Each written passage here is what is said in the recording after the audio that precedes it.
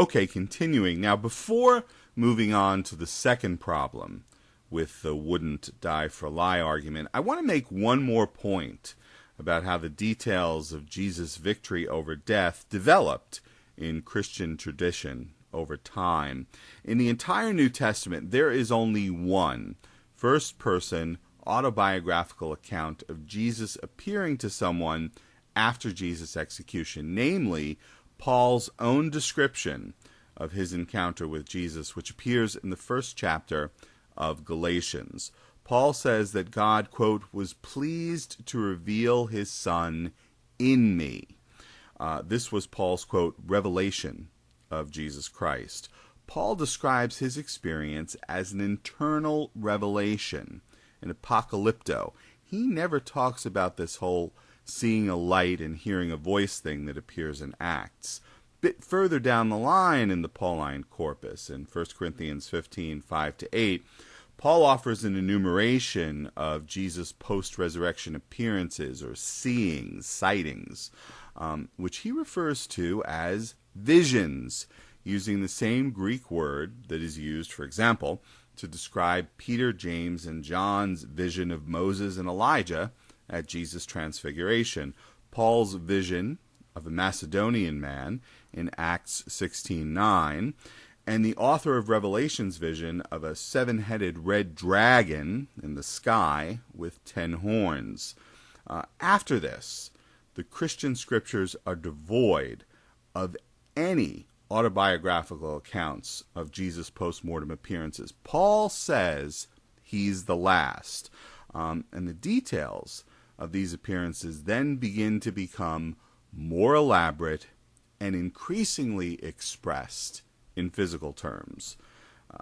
So, the wouldn't die for a lie argument ignores the tremendous and demonstrated power of cognitive dissonance management among religious believers. Let's move on to the second problem with the wouldn't die for a lie argument. Number 2, the argument does not seem to be rooted in or consistent with the Christian scriptures. I'm going to offer 2 points here. The first is that the Christian scriptures don't seem to support the proposition that it was Jesus' resurrection that got the apostles up and out preaching about Jesus and willing to face persecution and even death. In fact, as I noted earlier in this series, according to the Gospel of Matthew, seeing and interacting with the risen Jesus wasn't even enough to inspire faith among all 11 of the remaining apostles, much less preaching about Jesus' resurrection. See my earlier discussion of Matthew 28:16-17. In Mark's Gospel, news of the resurrection inspires fear, trembling, and silence. In the Gospel of Luke, after interacting with the risen Jesus and watching him depart from them, by the way, isn't it interesting that the Jesus of Luke's Gospel departs from the apostles on the evening of the day he was raised from the dead? The text is not exactly clear as to precisely how Jesus departs, but the Jesus of Acts, a text written by the same author, hangs around for, quote, 40 days before departing. In any case, in Luke, after interacting with the risen Jesus and watching him depart from them, the apostles spend their time, quote, in the temple, praising God. They're not out in the streets of Jerusalem telling people about the risen Jesus. In John's Gospel, after the apostles interact with the risen Jesus on several occasions, they are then depicted going back to fishing up in Galilee. If the Acts of the Apostles is to be believed, it is the apostles receiving the Holy Spirit on the day of Pentecost, described in the second chapter of Acts, that sends the apostles out into the streets to preach about Jesus, not their having seen and interacted with the risen Jesus. It's worth noting that the Gospel of John tells a different story, a very different story, about how the apostles received the Holy Spirit.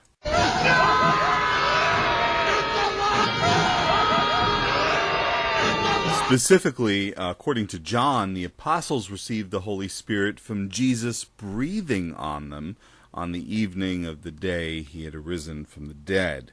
One should think that the New Testament writers would have gotten the story straight, especially since they were, it is claimed, writing under divine inspiration. But I digress. For purposes of our discussion here, the important thing is that the Christian scriptures seem to insist that it was a dramatic conversion experience that impelled the people on our list, not their seeing and interacting with a physically resurrected Jesus. The second point, the New Testament, the Christian scriptures, depict the death of only one of the 12 people whose names appear on our list, namely James, son of Zebedee. James's execution does not comport with the details of the wouldn't die for a lie argument. The 12th chapter of Acts tells the story in an almost by-the-way fashion. Acts 12:1 says that Herod, that's Herod Agrippa I, who was called, among other things, King of the Jews, decided to oppress the church. Acts 12:2 says, quote, "And Herod had James, the brother of John, put to death with a sword." Acts 12:3 tells us that this action, quote, "pleased the Jews." That's it. There's nothing here about James being killed because he preached that Jesus had been raised from the dead. There's nothing here about Herod Agrippa giving James an opportunity to recant in order to avoid being killed. There's nothing indicating that James even had a chance to speak before the sword took his life.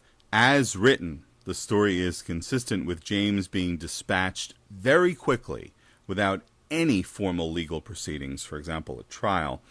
Moreover, the story is consistent with the proposition that Herod Agrippa decided to go after Christians for purely political reasons, not theological reasons. As noted earlier, one of Agrippa's titles, bestowed on him by Rome, was King of the Jews. Now, he had Christians in his jurisdiction who were advocating membership in a group founded by, or at least dedicated to, a man, namely Jesus, who was executed on the charge that he had claimed to be King of the Jews. Monarchs rarely, if ever, tolerate rivals. Moreover, Agrippa was among Rome's chief local collaborators in the region. He had imperial masters to keep satisfied.